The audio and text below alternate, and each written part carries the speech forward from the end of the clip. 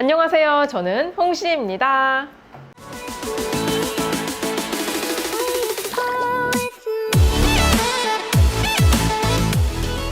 오늘은 2023 경차 소식입니다. 경차는 2012년 정점을 찍고 하락세였는데요. 최근 캐스퍼를 필두로 경차 시장이 다시 활기가 돌고 있습니다. 자동차를 좋아하는 입장에선 다양한 차종이 판매되는 게 가장 좋은 일이긴 하지만 이 경차 판매량이 높아진다는 건 경기가 좋지 못하다는 반증이기도 한데요. 아무쪼록 이 어려운 시기에 구독자분들 모두 힘내셨으면 좋겠습니다. 먼저 경차 시장은 IMF 시절에 만들어진 시장입니다. 어려운 시기에 만들어진 시장이라서 그런지 경기 지표로도 활용되곤 하는데요. 1998년을 시작으로 2012년에는 20만 대나 판매가 되면서 경차 판매량은 정점을 찍었습니다. 이후로는 점점 하락세를 타다가 작년인 2021년에는 9만 대가 팔리면서 10만 대의 벽이 깨졌고요. 올해인 2022년 9월 기준으로는 8만 7천 대가 팔리면서 그래도 올해는 10만 대 수준을 회복할 거라는 전망이 나오고 있습니다. 그만큼 경기가 좋지 못하다는 뜻이기도 한데요. 다양한 이유가 있겠지만 주된 이유로는 금리 인상으로 인한 대출이자 증가와 안정세라고는 하지만 유가의 상승, 그리고 환율이 원인이라고 볼 수 있을 것 같습니다. 물론 경차의 저렴한 유지비도 자체적인 이유가 되고 있습니다. 경차는 일반 승용차에서 7%인 취득세가 4%이고요. 유류비 지원도 최대 30만 원까지 되니까 확실히 메리트가 큰 차종이긴 합니다. 자, 그래서 경차의 인기 순위, 우리나라 경차라고 하면 4대밖에 없긴 하지만 실제 판매량을 살펴보도록 하겠습니다. 현재 경차 시장 1위는 9월까지 3만 980대가 판매된 캐스퍼입니다. 캐스퍼는 현대자동차가 약 19년 만에 내놓은 경영 SUV인데요. 디자인과 최신 사양이 장점인 차입니다. 2위는 막강한 공간력의 레이인데요. 9월까지 28,936대가 판매됐습니다.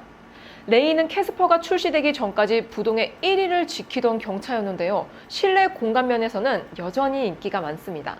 3위는 19,600대가 판매된 모닝입니다. 모닝은 국내 경차 역사상 최초의 1000cc 경차라는 타이틀을 가지고 있습니다. 마지막으로 4위는 7,943대가 팔린 스파크입니다. 스파크는 마티즈를 개성한 경차로서 T코까지 거슬러 올라간다면 경차계의 뼈대 있는 족보라고 할 수 있는데요. 아쉽게도 올해 단종 수순을 밟고 있습니다. 이 내용은 뒤에서 자세히 말씀드릴게요. 아무튼 레이도 지난 8월 31일 두 번째 페이스리프트를 내놓으면서 2,000대 차이인 1위 캐스퍼의 뒤를 맹렬하게 쫓고 있는 상황입니다. 자, 2위인 레이는 페이스리프트까지 했는데 1위인 캐스퍼는 뭐가 없냐? 당연히 있습니다.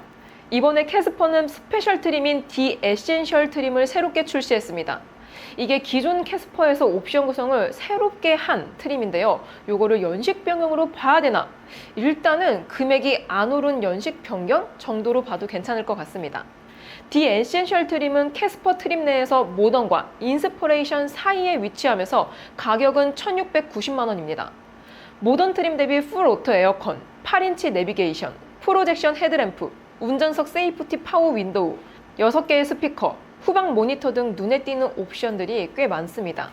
최상위 트림인 인스퍼레이션에서나 있는 옵션들이 기본화된 게 특징인데요. 최상위 트림인 인스퍼레이션과 비교해보면 내비 기반 스마트 크루즈 컨트롤, 후방 교차 충돌 방지 보조 등 안전 옵션과 LED 아웃사이드 미러, LED 리어 램프, 17인치 알로이 휠 등이 부족해서 확실한 차등을 둔 면도 있습니다.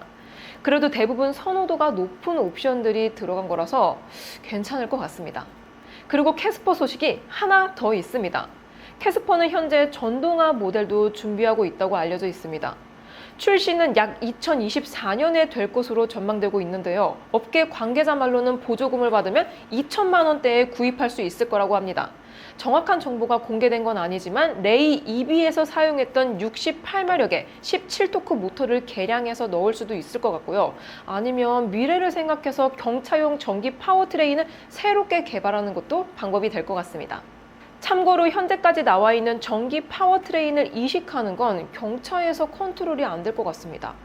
아무튼 플랫폼을 그대로 사용을 할 것 같고요. 배터리는 16.4kW보다는 조금 더 키워서 주행거리를 약 200km 초반대 정도는 맞출 것 같습니다. 다음으로 레이입니다. 레이는 지난 8월 31일 페이스리프트 모델을 공개했는데요. 페이스리프트인 만큼 달라진 디자인이 눈에 띕니다. 일단 전면에서는 기존 가로형 헤드램프가 텔룰라이드식의 세로형 헤드라이트로 바뀌었고요. 그릴은 전동화를 준비하는 건지 전기차에서 볼 수 있을 법한 그릴로 채택되었습니다. 헤드라이트는 상하단이 이어져 있어서 일체감을 가지고 있고요. 후면부에서는 블랙 베젤이 들어간 리어램프도 신선하고요. 헤드램프와 같이 리어램프도 상하단을 연결해서 입체감을 주고 있습니다. 그리고 레이도 디자인뿐 아니라 트림에서도 변화를 줬는데요. 가장 인기가 많았던 베스트 셀렉션 트림이 삭제되고 시그니처 트림에서 차로 유지 보조, 하이빔 보조, 크루즈 컨트롤, 전자식 ECM 룸미러, 운전석 세이프티 파워 윈도우, 하이패스 자동 결제 시스템이 기본화됐습니다. 선택 옵션을 모두 패키지로 묶어서 단일 옵션은 선택이 불가능합니다. 자, 그래서 가격은 얼마나 올랐냐?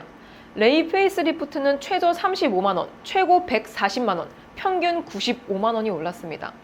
특히 최상위 트림인 시그니처 트림에서 차로 유지 보조, 크루즈 컨트롤, 세이프티 파워 윈도우 등 많은 옵션들이 기본화되면서 140만 원이나 올랐는데요. 구성이 빵빵해지긴 하지만 인상폭은 경차치곤 좀 큰 것 같다는 생각이 듭니다.